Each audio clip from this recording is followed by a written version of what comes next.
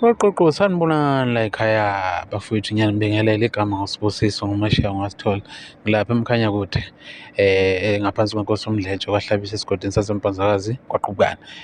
Bafowethu nalo daba insizwa uMthandeni ichaza ngenselelo ebhekene nayo mangabe izongena e-studio njengoba sazi ukuthi ikhiphile insizwa ama-single track awu-2 khona isihloko sithi ishephu isejezini, okuyila ahamba khona nentokazi nomcebo wezikode, bese kuzoba igushi okuyila ahamba khona nentokazi uMahu, okuyingoma ezenza kahle kakhulu online. So udaba luthi-ke mangabe kufanele engene e-studio ezokwenza lezi ngoma, uyadibana nenselelo yokuthi mayithinta uZuma okuyena odlala i-bass ukuthi ngaleyo langa uzobe engena e-studio ntambama, uthi wabe uZuma esemdemanda u-60%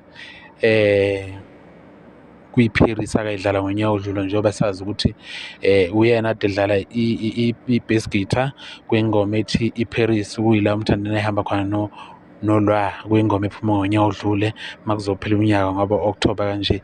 So insizwa Ucelumusa Zuma yabe semdemanda u-60% kwi-Iparis ngoba nakho ayibona ukuthi yenza kahle, njengoba sazi ukuthi igijima ku-20 million viewers lapha ku-YouTube, ibheke ku-25 mangaphosisi njengamanje. So insizwa ibe sidimanda u-60%.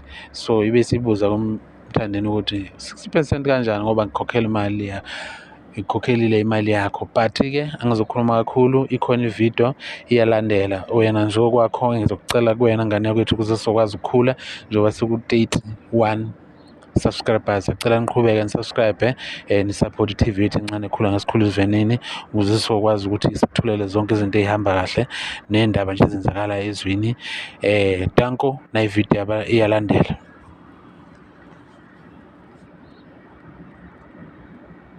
Abadlali bey'nsimbi basha ngathi mangibuyela ngifuna abadlali bey'nsimbi lokho insizwa kwabhasi laphana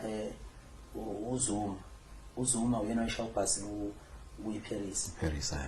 Ngathi mangibuyela kuZuma ngithi Zuma ngiyangena e-studio ntambama, wathi uZuma ngifuna 60% lapho ngiyelisa. Lo 60% kanjani ngoba ngakukhokhela futhi imali yakho? Hayi, sibona ukuthi ma u-achieve futhi ina 20 million manje. 20 million rand lo. Uzima mfethu ukuvala iParis. So ngiyabona ukuthi ngibaqale manje ngizomanza ngobhoko ngoba ngiyazi ukuthi stage sikanala lapha kwi-Dali July sisuke si-100%, yabo. Yeah. Mangifika lapha ngishaya lensimbi bayavuma bonke abantu basebenza abantu uZuma abaziya ukuthi abantu kanti uZuma akekho asengibona ayisiyadlala.